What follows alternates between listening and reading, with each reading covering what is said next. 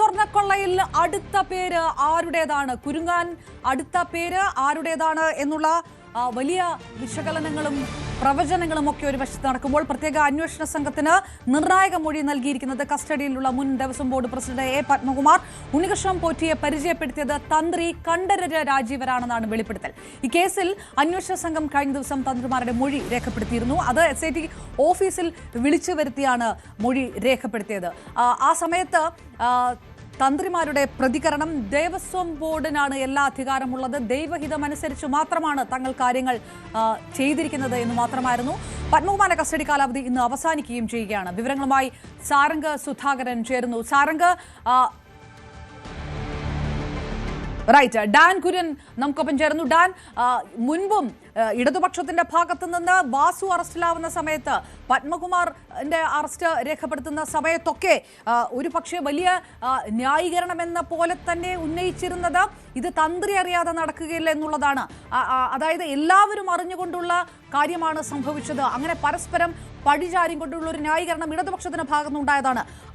കസ്റ്റഡിയിലുള്ള A പത്മകുമാറിന്റെ മൊഴി ആ തരത്തിൽ മാത്രമാണോ എടുക്കേണ്ടത്, അതോ വളരെ നിർണായകമായിട്ടുള്ള ഒരു മൊഴി ഉണ്ണികൃഷ്ണൻ പോറ്റിക്ക് എങ്ങനെ ഇത്രയ്ക്ക് സ്വാധീനമുണ്ടാക്കാൻ കഴിഞ്ഞു എന്നുള്ളതിനുള്ള ഒരു ഉത്തരം കൂടി പത്മകുമാറിന്റെ മൊഴിയിൽ വരുന്നുണ്ടോ? അടുത്ത കുരുക്ക് തന്ത്രിയിലേക്ക് എന്ന് സ്ഥിരീകരിക്കുന്ന രീതിയിലാണോ കാര്യങ്ങൾ പോകുന്നത്?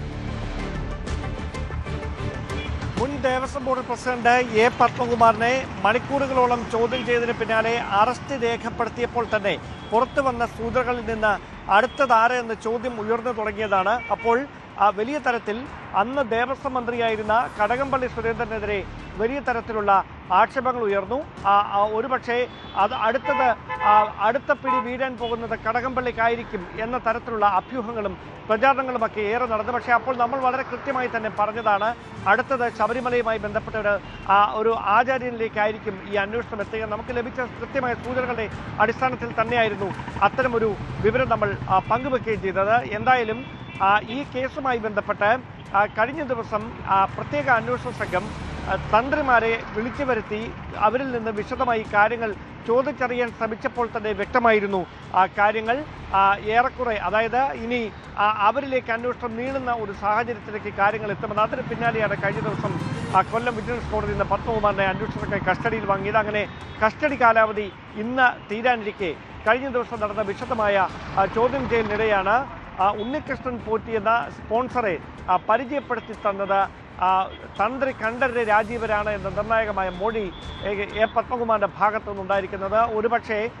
ഈ കേസിൽ തന്ത്രിയെ കൃത്യമായി തന്നെ കുരുക്കിലാക്കുന്ന തരത്തിലുള്ള ഒരു മൊഴി പത്മകുമാറിന്റെ ഭാഗത്തു നിന്നുണ്ടായിരിക്കുന്നു എന്ന് വേണം പറയാൻ. അങ്ങനെയെങ്കിൽ ഇനി ഈ മൊഴിയുടെ അടിസ്ഥാനത്തിൽ വീണ്ടും തന്ത്രി ഉൾപ്പെടെയുള്ളവരെ വിശദമായി കാര്യങ്ങൾ ചോദിച്ചറിയുന്നതിന് വേണ്ടി അന്വേഷണ സംഘം വീണ്ടും സമീപിച്ചേക്കാം. അവിടെ കഴിഞ്ഞ ദിവസം ഈ അന്വേഷണ സംഘത്തിന് മൊഴി നൽകിയ ശേഷം തന്ത്രിമാർ നടത്തിയ പ്രതികരണം, അതായത് ദേവസ്വം ബോർഡാണ് അവിടുത്തെ ഔദ്യോഗികമായ കാര്യങ്ങളിൽ തീരുമാനമെടുക്കുന്നത് എന്ന തരത്തിൽ, അല്ലെങ്കിൽ ആത്മീയമായ കാര്യങ്ങളിൽ മാത്രമേ തങ്ങളുടെ ഒരു ഇടപെടൽ ഉണ്ടാകാറുള്ളൂ എന്ന ഒരു പ്രതികരണമായിരുന്നു അവർ നടത്തിയത്.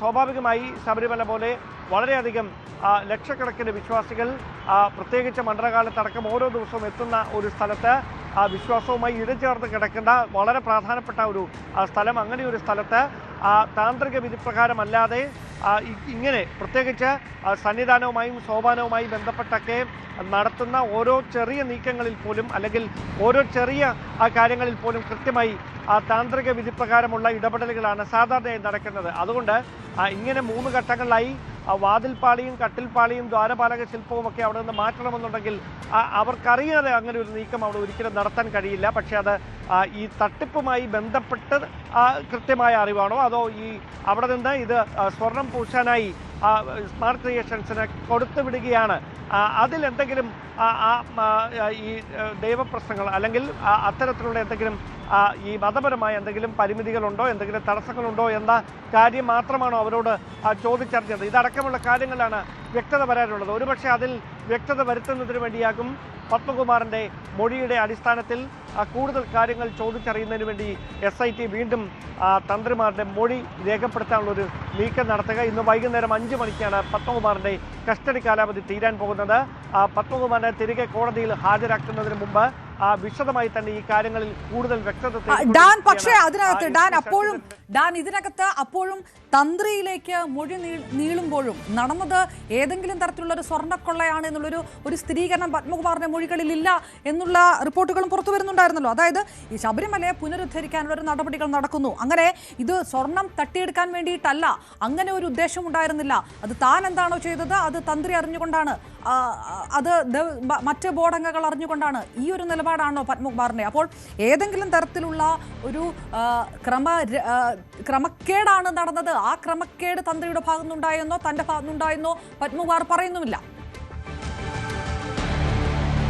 അവിടെയാണ്, അതായത് അതുകൊണ്ട് തന്നെയാണ് 2019 മുതലുള്ള എ പത്മകുമാറിന്റെയും കുടുംബാംഗങ്ങളുടെയും ഉണ്ണികൃഷ്ണൻ പോറ്റിയുടെയും ഒക്കെ സാമ്പത്തിക ഇടപാടുകൾ കൃത്യമായി തന്നെ അവർ പരിശോധിച്ചുകൊണ്ടിരിക്കുന്നത്. കാരണം അങ്ങനെ നടത്തുന്ന പരിശോധനയിലൂടെ ഉണ്ണികൃഷ്ണൻ പോറ്റിയും പത്മകുമാറും തമ്മിൽ സാമ്പത്തിക ഇടപാടുകൾ നടത്തിയിട്ടുണ്ട് എന്ന സൂചന നേരത്തെ അന്വേഷണ ഉദ്യോഗസ്ഥർക്ക് ലഭിച്ചിരുന്നു. അതുമായി ബന്ധപ്പെട്ടാണ് വിശദമായി പത്മകുമാറിന്റെ ആറന്മുളയിലെ വസതിയിലടക്കം മണിക്കൂറുകളോളം പരിശോധന നടന്നത്. ആ പരിശോധനയിൽ കണ്ടെത്തിയ കാര്യങ്ങളുടെ അടിസ്ഥാനത്തിലാണ് ഈ ഭൂമി ഇടപാടുകളും സാമ്പത്തിക ഇടപാടുകളും ഇരുവരും തമ്മിൽ നടന്നിട്ടുണ്ട് എന്നൊരു നിഗമനത്തിലേക്ക് SIT എത്തിയത്. അതുമായി ബന്ധപ്പെട്ടാണ് പാസ്പോർട്ട് ഉൾപ്പെടെയുള്ളവ പിടിച്ചെടുത്ത് അതുമായി ബന്ധപ്പെട്ട യാത്രാ വിശദാംശങ്ങളടക്കം തേടുന്ന തരത്തിലേക്ക് കാര്യങ്ങൾ എത്തിയത്. അങ്ങനെയാണെങ്കിൽ പത്മകുമാർ ആ കാര്യങ്ങളിൽ ഒരു വ്യക്തത വരുത്തുന്നില്ല എങ്കിൽ ഈ കണ്ടെത്തിയ തെളിവുകളുടെയും ശേഖരിച്ച വിവരങ്ങളുടെയും അടിസ്ഥാനത്തിൽ കൂടുതൽ വിശദമായ ചോദ്യം ചെയ്യൽ നടക്കും. ഒരുപക്ഷെ കൂടുതൽ കസ്റ്റഡി കാലാവധി നീട്ടി നൽകണമെന്ന ആവശ്യം അന്വേഷണ സംഘം കോടതിയിൽ വീണ്ടും ഉന്നയിച്ചേക്കാം. അങ്ങനെയെങ്കിൽ എല്ലാവരെയും ഒരുമിച്ചിരുത്തി ചോദ്യം ചെയ്യാനുള്ള ഒരു നീക്കം പോലും SITയുടെ ഭാഗത്തുനിന്ന് വൈകാതെ തന്നെ ഉണ്ടായേക്കാം. കാരണം അടുത്ത ഇടക്കാല റിപ്പോർട്ട് ഹൈക്കോടതിയിൽ സമർപ്പിക്കുമ്പോൾ പത്മകുമാർ നൽകിയ മൊഴിയിലെ വിശദാംശങ്ങളും അതുമായി ബന്ധപ്പെട്ട് നടന്ന അന്വേഷണത്തിലെ കണ്ടെത്തലുകളും അടക്കം മുദ്രവെച്ച കവറിൽ സമർപ്പിക്കേണ്ടതുണ്ട് കോടതി മുമ്പാകെ. അതുകൊണ്ട് തന്നെ ചടുലമായ നീക്കങ്ങൾ SITയുടെ ഭാഗത്ത് നിന്ന് ഇതുമായി ബന്ധപ്പെട്ട് ഉണ്ടാകുമെന്ന കാര്യം ഉറപ്പാണ്.